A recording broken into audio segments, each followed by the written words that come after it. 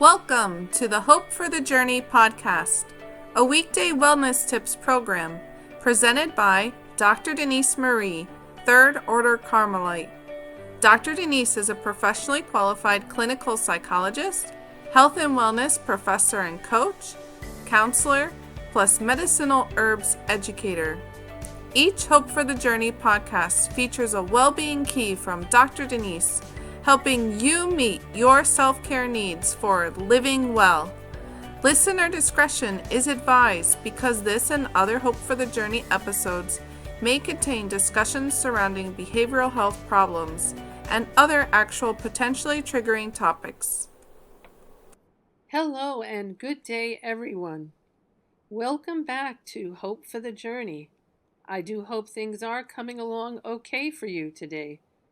My name is Dr. Denise, and on today's episode of the podcast, our topic is removing limiting beliefs, which is a psychological self-care key for living well. What are self-limiting beliefs?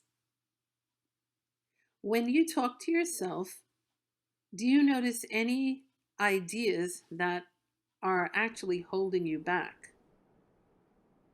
Assumptions about yourself that are not at all helpful.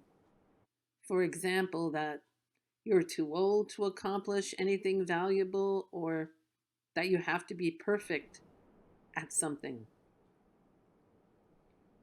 Do you have any core beliefs about your potentials that are false? For example, that you will never succeed, or that you will fully fail at what it is that you wish to do. Do you think you have any limiting beliefs?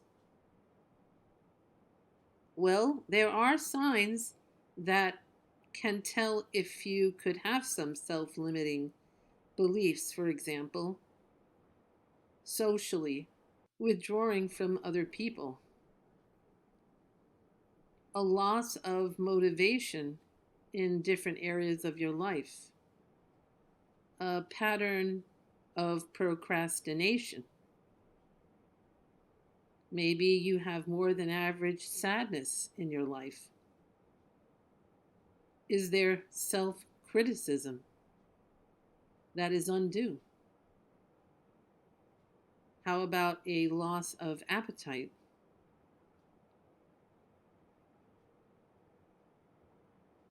Why would it be that you could have self-limiting beliefs? Maybe self-limiting beliefs have come from never having been taught about something or being taught poorly about something having to do with yourself.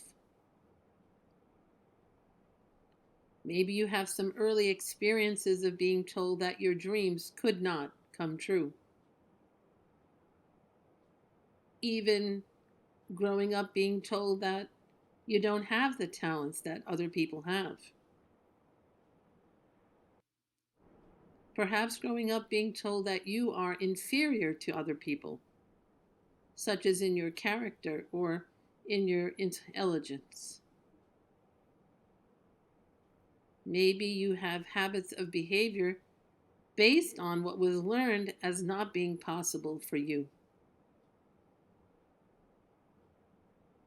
So how would you go about removing self-limiting beliefs? Well, once you have identified that you have the specific negative belief, you can do the following, a series of steps that could really assist you. First, affirm to yourself that it's time to let the limiting belief go because it's just not true. Determine the deepest source of the false belief, or ask a most trusted friend, mentor, which in my case is God, to do so, to determine that deepest source of the false belief. Next, ask God to go to this source, the deepest original root of the belief, and to replace it with His truth about the matter. Ask God then to put new life into the spaces within you where the limiting belief used to be and was draining energy from your life.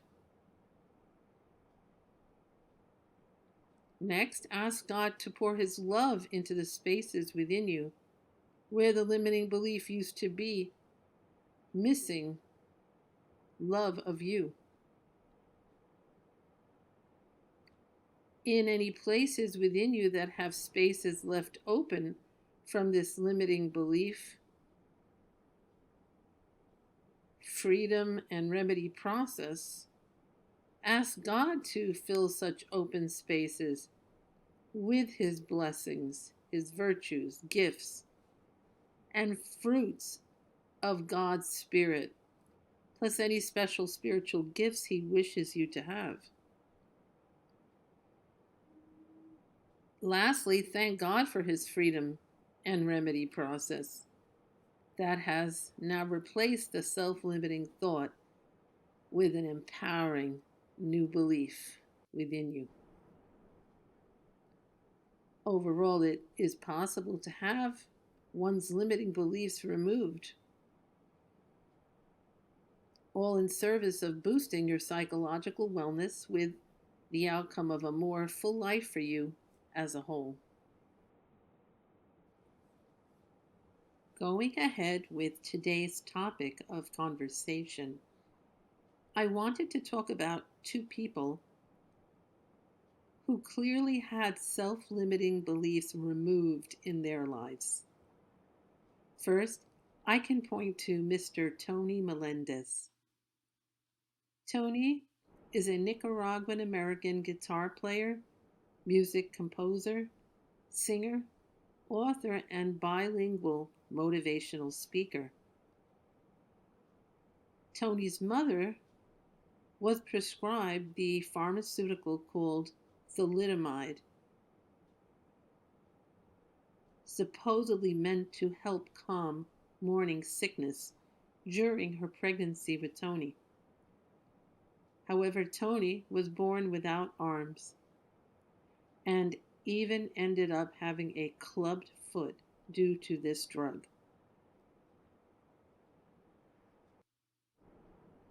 So, having been recommended to take this drug, thalidomide, caused Tony's disability. Although he was fitted with prosthetic arms as a child, he rarely used them and eventually discarded the prosthetic arms in favor of using his feet.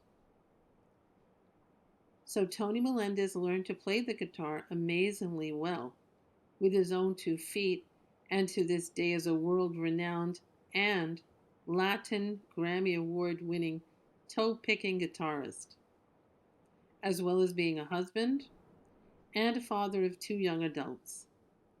Tony Melendez has released 6 albums and played in more than 40 countries. He shares a message of hope, encouragement, and deep faith wherever he goes. Tony Melendez is an inspiring person who did not allow self-limiting beliefs about what he could accomplish to result in negative patterns of behavior in his personal and his social life. And then the other person I wish to call to mind is Dr. Mildred Fay Jefferson. She was born and raised in Texas in the year 1926. Dr. Mildred was the first African American woman to graduate from Harvard Medical School. That was in 1951. And she has been a passionate voice for healthcare ethics. Dr. Jefferson was also the first woman employed as a general surgeon at Boston University Medical Center, plus the first woman admitted to membership in the Boston Surgical Society of Massachusetts. Dr. Jefferson was a noted public speaker, especially about the need to love and provide resources for both pregnant women and their preborn babies in the womb.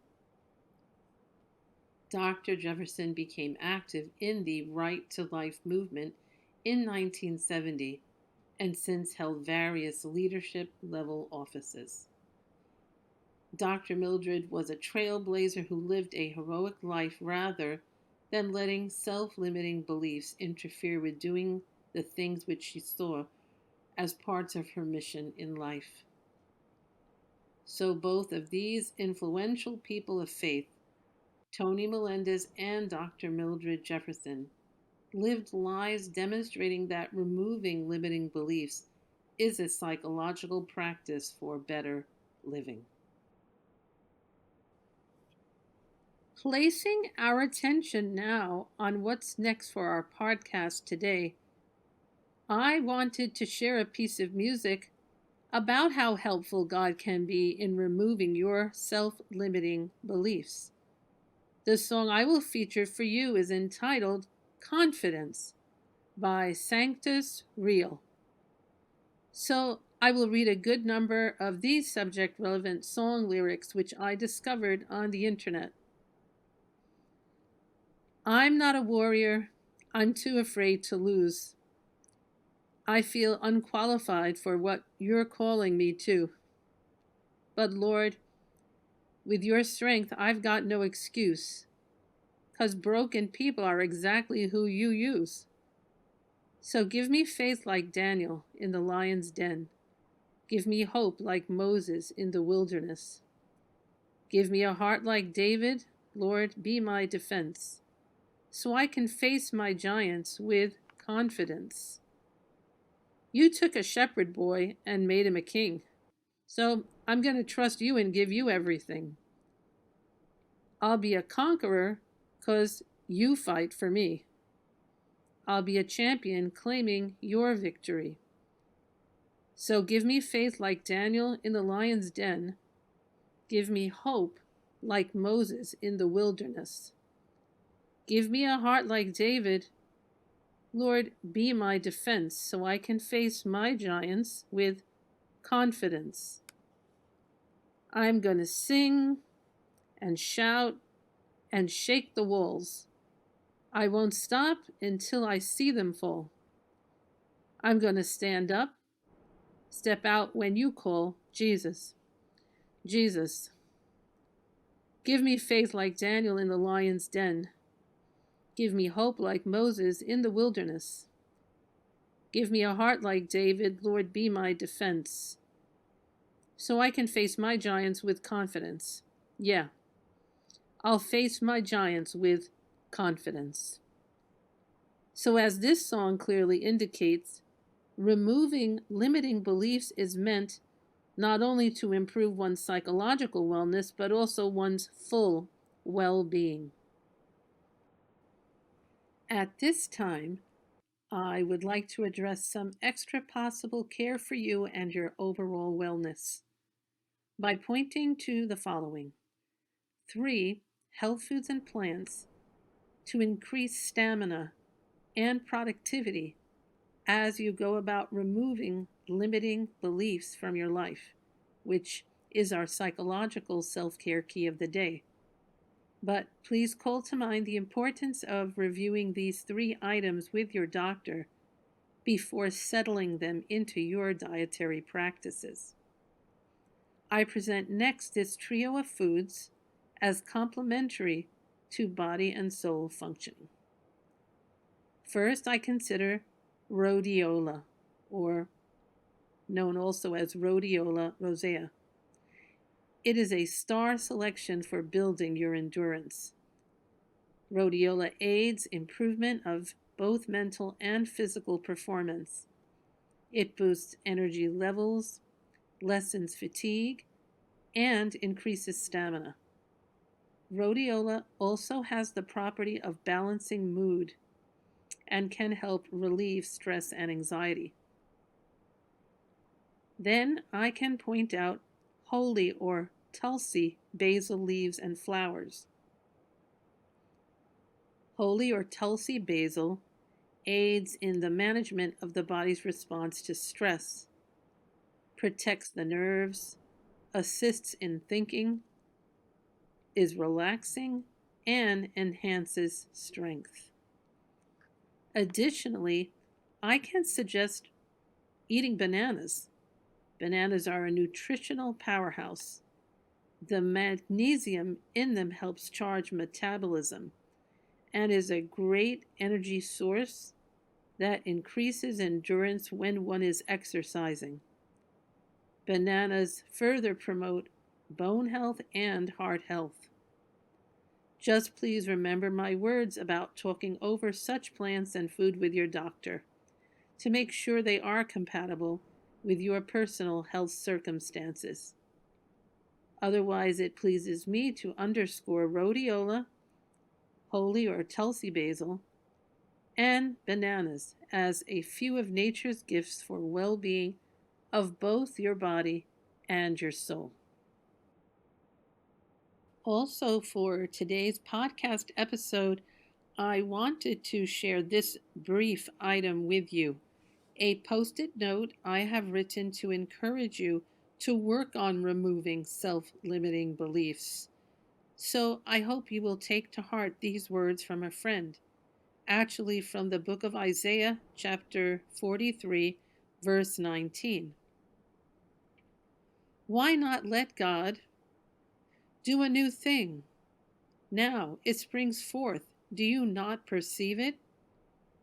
He will make a way in the wilderness and rivers in the desert. About the next thing on our agenda for today, I have a phone app to mention in service of assisting your removing limiting beliefs.